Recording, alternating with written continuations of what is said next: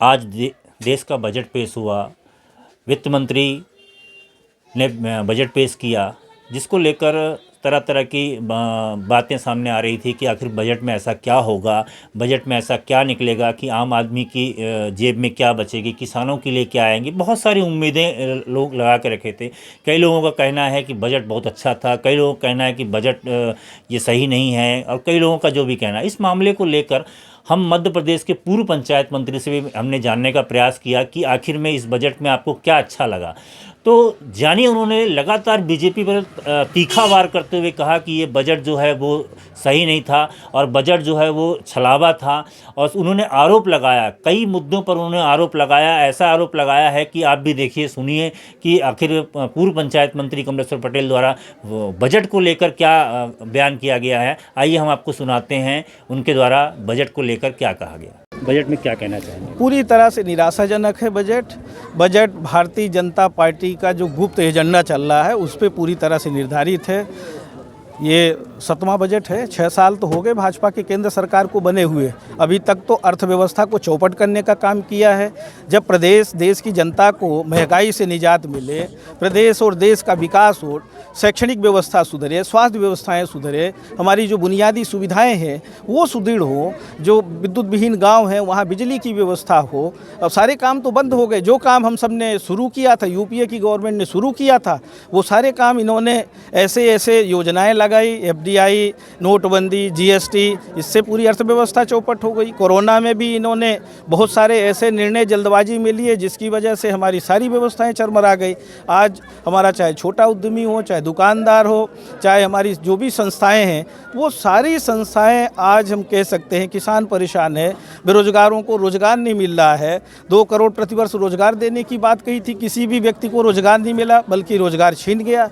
तो ये कैसी सरकार चल रही है? इनका बजट सिर्फ दिखाने का बजट है। ये सिर्फ बटन दबाते हैं और बोलते हैं इतने 1000 करोड़ रुपए चले गए, पर किसी के खाते में आता नहीं है, किसी को कोई मिलता नहीं। किसान से पूछो कहाँ इनका सम्मान निधि। अब अच्छे दिन से शुरुआत की थी और आत्मनिर्भर भारत पे लाके छोड़ दिया है, सबको आत्मनिर्भर कर दिया है कि आप अपनी स्वयं व्यवस्था करिए, सरकार की तरफ मत देखिए। ये अपने मन की बात करते हैं, ये हमारे मन की बात नहीं सुनते। किसान आज कितनी परेशानी में है। आज 2 महीने होने वाले हैं, उनके ऊपर डंडे बरसाए गए, किस तरह से अमानवीय व्यवहार किए गए। अब उनको आतंकवादी बता रहे हैं, उनके खिलाफ लगातार कार्रवाई कर रहे हैं। कोई अगर आवाज़ उठाता है, कोई अगर सच्चाई बताने की कोशिश करता है तो उनको परेशान करते हैं, थ्रेट करते हैं। अभी तो मंदिर के नाम पे उगाही चल रही है। पहले जो उगाही की थी वो पैसा कहाँ गया? हमारा सवाल है, भाजपा के नेता बताएं। मंदिर के नाम पे आपने चंदा वसूला था, ईंट के लिए ईंटा भी लिया था, लोहा भी लिया था, पैसे भी वसूले थे, पहले उसका हिसाब दो।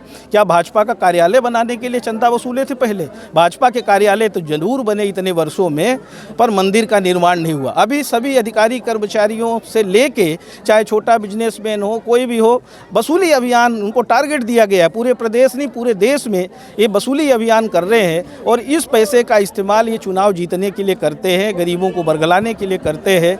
पर देश की जनता, किसान, नौजवान अब इनको धीरे धीरे समझ गया है। देश का सैनिक भी समझ गया है। रेल बेच रहे हैं, हमारी जो औद्योगिक संस्थानें हैं जिनको पंडित जवाहरलाल नेहरू जी ने बनाया था, इस पंडित जवाहरलाल नेहरू जी से लेके और मनमोहन सिंह जी तक कितना हमारे देश का विकास हुआ। आज ये बता दें कोई शैक्षणिक संस्थान खड़ा किया हो, कोई ये जो हमारी स्वास्थ्य सुविधाएं हैं उसके लिए कोई बहुत बड़ा विशेष योगदान किया हो? कुछ नहीं। सिर्फ धर्म पे, जाति पे लड़ाने का काम है और किसानों को ठगने का काम। कहाँ गए फसल बीमा की राशि? कहाँ गई?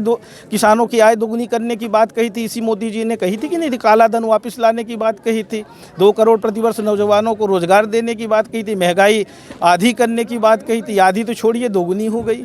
तो इन किसी भी विषय पे ये लोग सफल नहीं रहे हैं और पूरी तरह से हमारे देश की जो व्यवस्था है उसको चौपट करने का काम किया है। इनका जो बजट है पूरी तरह से निराशाजनक है, सिर्फ दिखावा है। सच्चाई में जब जनता को राहत मिले, हमारी अर्थव्यवस्था ठीक हो, लोगों को रोजगार मिले, तब ठीक कहलाएगा बजट। तो ये पूरी तरह, सबसे पहले तो ये 3 कानून वापस लें। किसानों को जो कटघरे में खड़ा करके रखा, इस पर बात करें।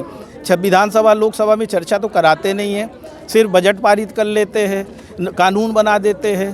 तो ये तो संवैधानिक व्यवस्था की खिल्ली उड़ाने का काम कर रहे हैं। जब तक डिस्कशन नहीं हो। आप बताइए किसानों के विषय पे 10 राउंड या 11 राउंड अब तो प्रधानमंत्री ने भी चर्चा कर ली।